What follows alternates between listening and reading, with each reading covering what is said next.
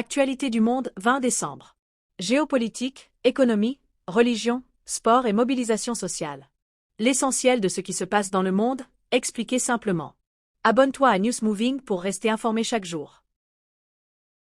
Le président ukrainien Volodymyr Zelensky appelle les États-Unis à intensifier la pression sur Moscou, évoquant une possible augmentation des sanctions et de l'aide militaire face au blocage diplomatique.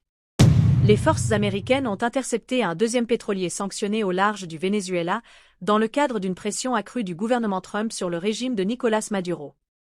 Le pape a réuni les cardinaux au Vatican pour une assemblée clé afin de guider la gouvernance de l'Église catholique et adresser des défis institutionnels actuels.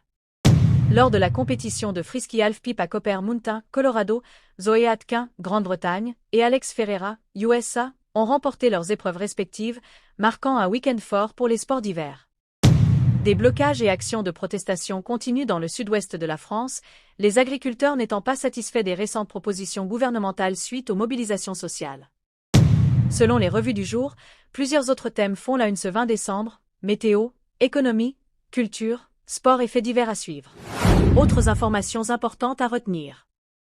Aide financière pour l'Ukraine, l'Union européenne s'accorde sur un prêt de 90 milliards d'euros pour soutenir Kiev dans les années à venir. Taux d'intérêt au Japon au plus haut depuis 30 ans, la Banque du Japon relève son taux directeur à 0,75%. Conflit et sécurité alimentaire, le secrétaire général de l'ONU alerte que la situation à Gaza reste fragile malgré l'atténuation de la famine.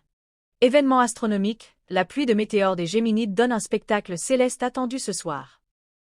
Aujourd'hui, le monde reste marqué par les tensions géopolitiques, Ukraine, Venezuela, des actions sociales en Europe, des moments clés dans la religion et le sport, et des développements économiques majeurs, avec aussi un spectacle astronomique visible ce soir.